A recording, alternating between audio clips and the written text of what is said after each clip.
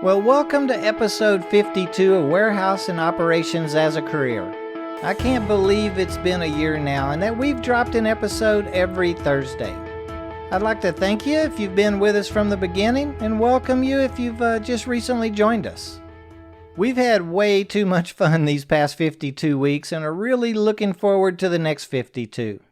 All the emails, questions, suggestions, and topics sent in have been really interesting, and it's so much fun to maybe help out where and if we can, or have, and at least share our thoughts with you. And we're appreciative of who's listening in as well. We've had downloads and streaming, and gosh, I guess it's like 25 different countries across the globe. Here in the States, California and Texas show up at the top of the list. Several different safety organizations, staffing agencies, recruiters, and employers as well as those actually performing the many different tasks try and make it each week. If you'd like your country or county, maybe the parish or city and town mentioned, shoot us an email and we'd be happy to give you a shout out. Maybe we can start doing something like that each week. When we started the podcast, it was really just for fun, just to talk about a topic that we loved and share our thoughts and experiences about the operations industry. As I've said, I wouldn't consider us experts on anything, but we don't mind sharing our opinions and maybe too much of our experiences in the worlds of warehousing and transportation. This year, I guess we didn't really get into the transportation departments too deeply. We've just kind of taken the paths sent in to us and tried to explain them a little along the way. Oh, and what about our guests? I'd like to thank all of them for their time and participation. We've had some very knowledgeable people visiting with us, and we've enjoyed their contribution to the group as well. If you've listened to our first few episodes, I hope we've improved a little since then, at least audio-wise. Remember, we're just ops people, and what we know about audio things we've picked up this year, and we hope we get a little better every episode. Well, that's enough about our anniversary, I guess. Let's get to this week's thoughts. The words deployment team came up this week concerning an ad that was placed on some job board or social media group looking for workers that could do some traveling, and the pay looked very attractive. I was asked if I knew anything about such and did I think it was a good idea to apply. I've heard of deployment teams, rollout teams, contingency teams, and each company probably has other names for their individual purposes, as each reason or need for such a group of workers can be quite different. I think it's safe to kind of broadly discuss their purposes. At least I can share my experiences with them or what I've heard. Now, I would suggest that you really discuss all the expectations, the rules, and pay structure with the person that's offering the job, though, as you're making a commitment here, and there could even be penalties of some sort if we don't hold up to our part of the bargain. The first thing I think of are things like move teams.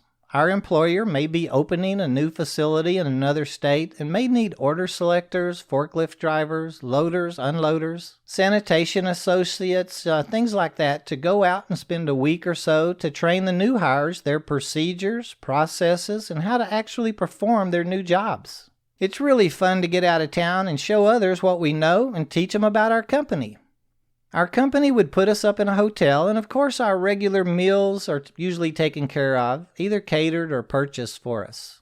All of our transportation should be taken care of. Pretty much all of our daily needs are provided for, with the exception of snacks and maybe extra beverages. I'm sure you understand what I mean about extra beverages. We'll typically be paid a set amount over and above our regular hourly wages, or our hourly wage could be increased by anywhere from $3 to $5 an hour to compensate us for being away from home. I always really enjoyed being on the move team and had the honor of leading a couple of them. I feel it's a great opportunity and we should go for it whenever it's offered. There's also offerings like a deployment team or contingency team. Again, these are something our employer may utilize for disasters or when a sister company needs immediate assistance to bring in or shipping out its product. With these types of offerings, we may be asked to make a commitment that we are willing to leave town on short notice should an event come up within the company. I've known individuals that's been placed on teams for like 5 years, and they were never deployed. Nothing ever came up, but their organization had a plan and luckily just never had to use it. Usually our management team will be looking for individuals that can perform several different functions, as once the team arrives on site, we never know what, may really be needed. If we can load, unload, and order select, we'd be a prime candidate for such a team. Sanitation and running pallets, that's another skill set usually needed for these types of teams.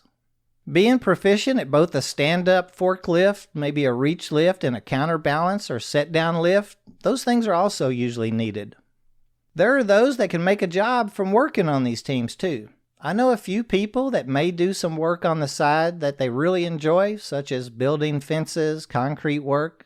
One gentleman owns his own landscape business, and he's got a lot of contacts in the warehousing industry, and he offers his time to go on these type rollouts, things like that.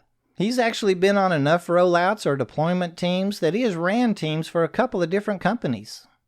Now we're talking about quite a bit of experience with these individuals. From general labor, sanitation, order selecting, and forklift operators. They were some of the best in the fields, but wanted to venture out in their own businesses.